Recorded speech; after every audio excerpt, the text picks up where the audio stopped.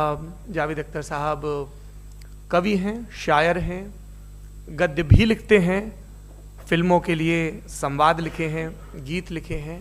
इससे इतर ये वैज्ञानिक सोच को लेकर या अपने डिक्लेयर्ड एथिज्म को लेकर भी मुखर रहते हैं और अपने तहीं रैशनैलिटी की बात करते हैं। देवियों और सज्जनों, डज गॉड एग्जिस्ट? इस सवाल का जवाब सब अपने अपने तहीं खोजने की कुआ। मैं उम्मीद करता हूं कि हम आज इन बुनियादी सवालों के कुछ जवाब हासिल करने में कामयाब हों।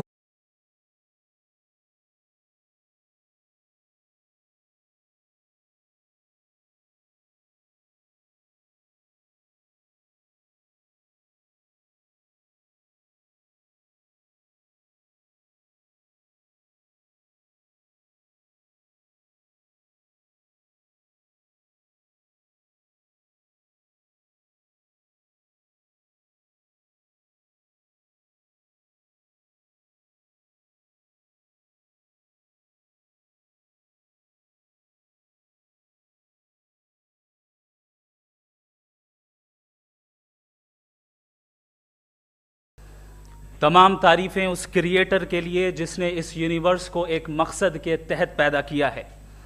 रिस्पेक्टेड जनाब जावेद अख्तर साहब, मिस्टर सौरभ द्विवेदी और respected audience, thank you all for being here today. आज की डिबेट में चूंकि हम बात करने वाले हैं डज गॉड एग्जिस्ट, लिहाजा आज इस डिबेट में गॉड की एग्जिस्टेंस को साबित करने या उसे डिनाई करने में साइंटिफिक एविडेंस को एक्सेप्ट नहीं किया जाएगा। दूसरा स्टैंडर्ड हो सकता है रेविलेशन, कि रेविलेशन के जरिए हम यह साबित करें कि गॉड एग्जिस्ट करता है या नहीं। लेकिन यह स्टैंडर्ड भी आज इररेलेवेंट है। क्यों? क्योंकि रेविलेशन मेरे नजदीक सोर्स ऑफ नॉलेज है, valid source of, plastic detect नहीं हो पा रही है लिहाजा plastic does not exist. No, you are using the wrong tool. इस टूल से प्लास्टिक को डिटेक्ट नहीं किया जाता।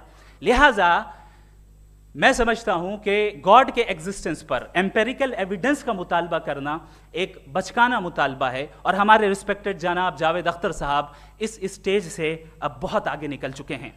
अब बचता है एक ही स्टैंडर्ड और वो स्टैंडर्ड है अक्ल, लॉजिक, रीजनिंग। और यही वो स्टैंडर्ड है जिसके तहत गॉड की एग्जिस्टेंस को साबित किया जाएगा या गॉड की एग्जिस्टेंस को डिनाई किया जाएगा। लेकिन चूंकि ये बहुत इंपॉर्टेंट और सेंसिटिव टॉपिक है, इसलिए लॉजिकल आर्ग्यूमेंट भी ऐसा होना चाहिए जो डेफिनेटिव हो, इनडेफिनेटिव ना हो, जो 2 और 2 4 की तरह बिल्कुल वाजे हो, जिसे लॉजिकली रिजेक्ट करना पॉसिबल नहीं हो। फॉर एग्जाम्पल, अकली दलील और लॉजिकल एविडेंस दें खुदा के ना होने पर जो डेफिनेट भी हो, तो मैं ये ऐलान करता हूं कि यकीनन मैं उस एविडेंस को कबूल करूंगा और उस पर गौर करूंगा। लेकिन साथ में यह भी ऐलान कर देता हूं प्रेडिक्शन के तौर पर कि ऐसा कोई डेफिनेट आर्ग्यूमेंट कोई नहीं पेश कर सकता। दलील हम देंगे और डेफिनेटिव दलील देंगे, लॉजिकल दलील देंगे, ऐसी दलील देंगे जो एंटायर एथिस्टिक वर्ल्ड उसे रेफ्यूट नहीं कर सकती। चलें, अब हम एक एग्जाम्पल सोचते हैं, एक सिनेरियो, सिंपल सिनेरियो। तमाम ऑडियंस से गुजारिश है, हम और आप एक आइसोलेटेड आइलैंड पर हैं, ऐसा आइलैंड जहां पे हमसे पहले कोई कभी नहीं गया।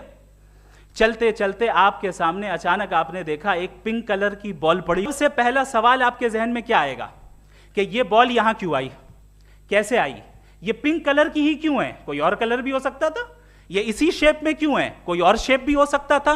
नेचुरली आप इस तरफ पहुंचेंगे कि कोई ना कोई है जिसने इन स्पेसिफिक प्रॉपर्टीज के साथ इस बॉल को बनाया है और यहां पे रखा है। चूंकि आप जानते हैं कि ये जो बॉल है इसका एग्जिस्ट करना जरूरी नहीं है, सकती थी, नहीं भी कर सकती थी, और एग्जिस्ट करना ही था तो किसी और फॉर्म में करती, किसी और कलर में करती।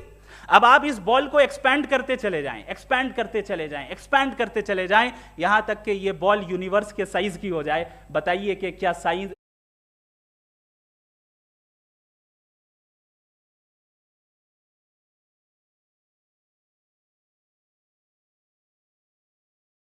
आप